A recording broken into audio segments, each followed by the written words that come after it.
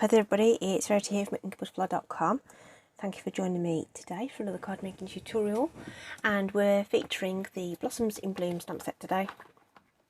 This is one of the sets in the annual catalogue. It's a photopolymer set, really super set for really quick easy cards. I've done several using this set, and I absolutely love the coordinating dies that goes with this too.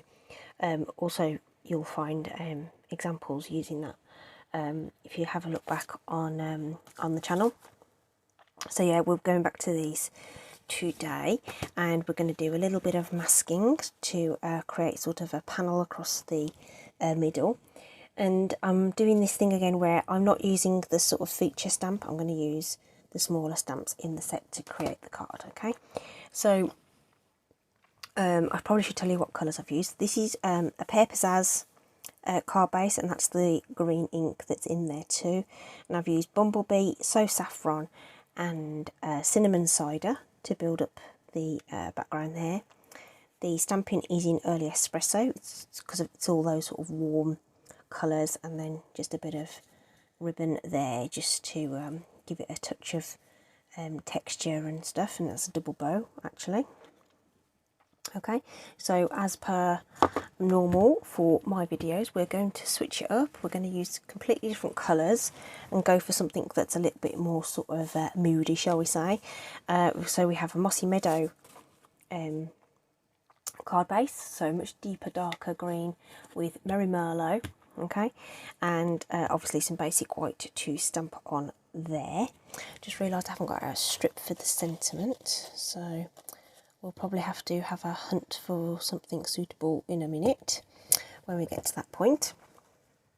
My basic white is my new favourite card layer size, which is 3.5 by 5.25, and then the Merry Merlot is just 1/8 of an inch wider and taller, just to make that just a hint of that colour come through on there. So we'll put those to one side for the time being while we prepare our background. And to do that, I'm going to bring in my pad of grid paper and some post-it notes, or you could use some low tack tape or whatever you want, so that we can portion off a section of the card and only put the ink where we want it, which is in a 2-inch strip across here. So I'm just putting my cardstock over this grid paper, and I'm just lining up with one of the dark lines here and making it even, just because, you know, it just helps my brain work things out. And that means I can put my post-it note and cover the top inch of that card, and I can also put one along the bottom, and we're going to cover the whole thing. So I'm just going to tear one of these off. Okay, and sometimes I find it easier just to sort of go from one side to the other. So I'm just going to line that up over this side, try and keep my cardstock where it should be so that it is straight to, and then we're going to lay our post-it note down over here and secure that. And of course they're designed to be low tack, aren't they? So they should peel away nice and easy. I've never had a problem with a post-it note sticking. So designed to be repositionable. And of course my grid paper allows me to see instantly that this heavy line here is going to be a 2-inch strip there, which is what I'm after. So I'm going to pop that one in over here, and then just make sure it's straight on the other side and secure that in. So we've got that little sort of surgical gown over that central portion there where we can stamp. Okay, so to carry through the theme that I did with my original sample, the layering card, which in this case is Merry Merlot, is my feature flowers. So I've brought in my Merry Merlot ink pad here, which we'll just put right there, and I'm going to bring in a silicone mat because we're going to do a lot of stamping over the top of that. So I'm going to use the 2 smaller flowers in the set, and I'm only using both of them just to give us a bit of variation in the images. So we'll start up here, ink it up again, give it a bit of a sort of a quarter turn. Let's put one down here, ink it up, another quarter turnish, and just sort of rotate the stamp around, dotting it across your page. So there's 4, right, that will do for now. Okay, just giving that a clean because it's a good thing to do. Make sure your stamps are clean. And then I'm going to take the other one, same Marie Merlot ink, and we'll put some in between, ink it, give it a bit of a quarter turn, ink it, give it another turn. And the reason for turning it is just so that we just get the flowers in slightly different orientations and they look a little less contrived, shall we say. Look a little bit more natural. So just get those cleaned off, alright. And then my fill-in colour, if you like, the one I'm going to use for the little teeny tiny flowers, I'm going to use Blushing Bride. There isn't really a tonal colour that's paler, so in the original I used Bumblebee, and then I toned it in with So Saffron, but there isn't really anything that's sort of in the same sort of family, if you like. It's a very sort of maroon, sort of dark colour, very muted, which is what we're going for. So you see here, I'm just sort of filling in some bits and pieces with this small flower. Let's plonk a couple in these empty spaces here. And again, there's 2 of these. You don't have to use them both. I just thought it'd be good to use a couple of different images just to get, like I say, a little bit of variety in there. We're twisting it, we're turning it as we go. Going off the edge onto the post-it note, that's what it's there for. Again, just so it looks a little bit more sort of natural, because they aren't all going to sit all nice in rows or anything. They're going to overlap each other and things like that. And we're going to do even more when we add in the leaves. I think that's probably enough. Okay, super duper. I'm going to keep that handy just for a second. I'm going to use crumb cake to fill in the centres. And there's this little blob, which I am assuming is something that can help me do my centres, and it seemed to work okay on the sample. So again, we're just twisting and turning that. It's got some ink on the block. It shouldn't transfer, but you know, let's just not take the risk.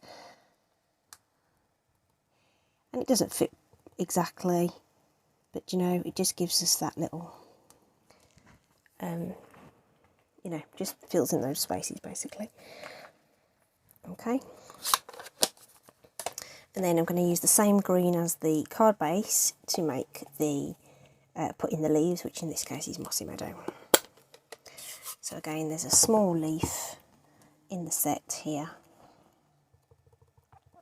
and what I was aiming for was basically doing at least 1 leaf coming off each of the dark stamped flowers, coming off in different directions. So this one's probably going to go up that way, so we'll put this one up this way. We'll have that one coming down, that one going up. So just trying to sort of make it so that it sort of fills in and looks something like even-ish. I feel like I need one here and here. Okay, right, I think that will do. Oh, just pull that away. Now we're just going to use the Blushing Bride again. This is a totally optional step, right? Okay, so you can peel this away and you'll have this line here. But if you want to make it a little bit more defined, I would recommend just having a little bit of ink.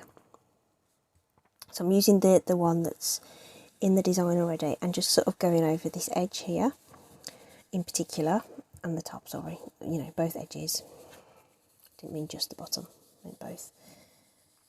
And that's probably, you probably can't even see it over the camera, right? And we'll just go over the lot, because it'll just take off a bit of the starkness on there.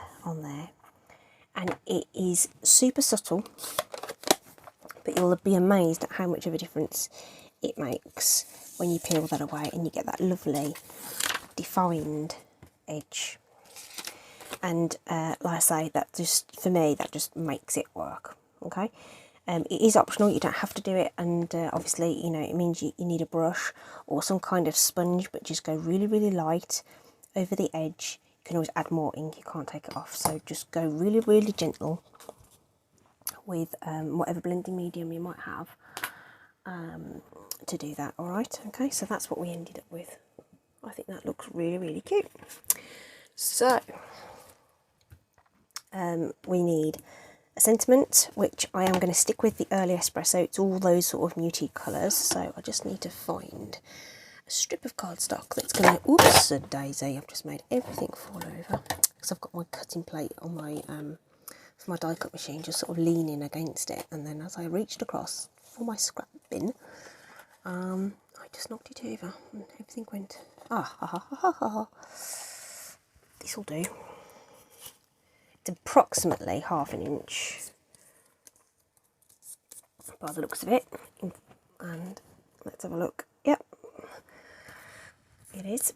That's what I was looking for. That will do nicely, and I'm going to just bring in this lovely Happy Birthday, which I've already used and made sure is straight on the block. So we'll just do a bit of light tapping on there, get that nice and straight. There's something on the other side of that, so we'll just turn that over, because there's two sides to every piece of card, of course, which does come in rather handy sometimes. So we'll just give that a nice press down. Oops, that was good. That was like magic, wasn't it? It sort of disappeared. So there we go. There's our sentiment. Just a nice, simple, happy birthday. I'm just going to trim the end of that so it looks even on both ends. I did use a punch on the original, just to put in a shape on the end. I'm just going to show you how you can actually make a flag end manually. So if you just use your paper snips, these are great because they're sharp all the way to the end, and cut into the cardstock at approximately the halfway point, and then cut in from the corner to there, and then cut in from the other corner to there. You'll get your nice little flag end. The tailored tag punch, the banner punch, there's all sorts of things that you can use to help you make banner ends. But say if you haven't got those, you can do it with your scissors using that technique I've just shown you. This is going to go up on dimensionals, so I'm just going to prep that. So a 1/2 inch strip is perfect to have dimensionals behind. So there, that is ready. We are going to need some wet glue to help secure that though, so because it's going to go over the top of this delightful ribbon. Love this crinkled seam binding ribbon in white. You can colour it as well, which means you can make it tone into any design. So I'm just going to pop some seal on the back there, which is going to help me secure this over the front. Now this is kind of, you can see through it a little bit, which we're going to use to our advantage, because I'm just going to make that sort of cover that edge about halfway. Okay, so we've got that going on, and that's in position, which means we can put it onto our layers. Okay, so here's our Marie Merlot layer.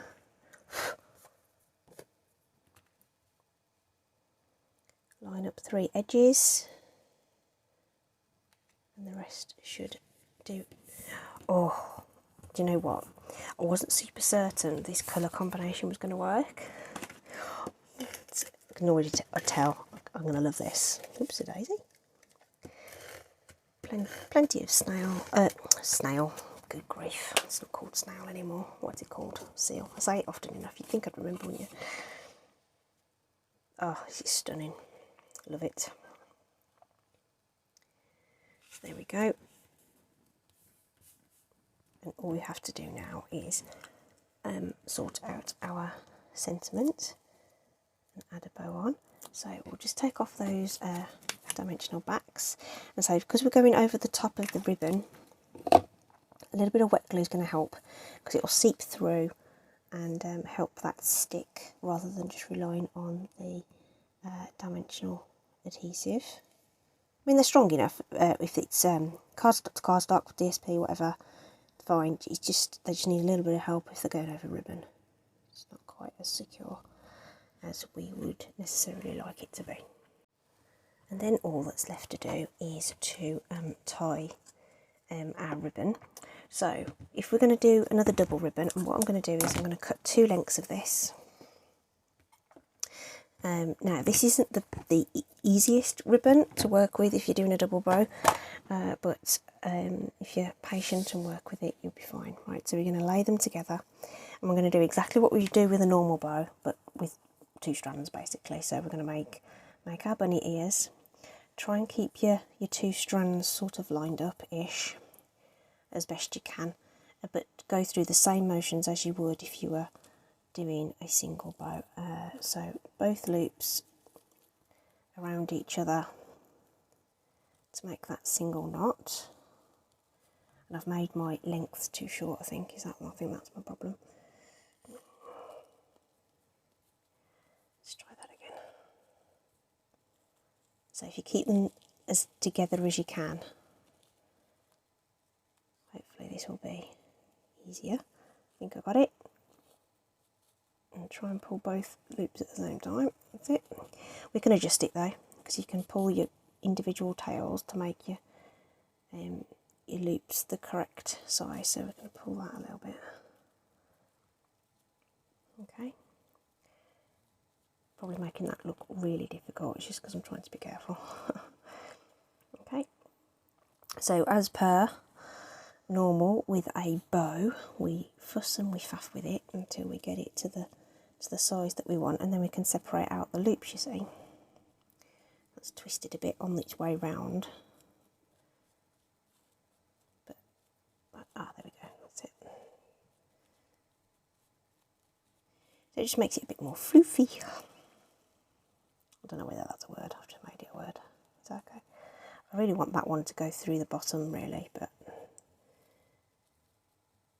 as always, if you're trying to show somebody, it doesn't always go quite to plan. But obviously you've got more time and you've not got a camera pointing at you when you're doing yours. So my ultimate favourite thing to stick bows down is a glue dot. You just press it on there and it comes off with your material on there. So we're just going to position that so that we can still read the message. Oh, look, see how sticky that is. It didn't want to come off my finger. So I want that to sort of lie at a bit of an angle so that we can still see the rest of the sentiment. Not that it's hard to guess what is under there necessarily. Okay. And then we just need to give our tails a bit of a haircut. So we'll just maybe there and oops, there. Wunderbar. Let's just tuck that underneath there. Tuck that one underneath there a little bit. There we go. That's cool. Lovely jubbly. All done. Love it. Totally love it. It's much better than this one. Yeah, this works very well for me. I'm super pleased with how that's turned out. So this is lovely. It's nice and fresh and summery and springy and stuff. This one I like a lot. I like a lot. Okay, lovely. Thanks ever so much. I hope you've enjoyed that. all the links are going to be in the description, of course. Do take a closer look. If you want to purchase anything, of course you can. The links will take you straight to the online shop, and you can go on from there, have another little look through there. Alright, thanks for joining me today. Hope everyone's staying well, staying safe. Take care, and I'll see you next time. Bye.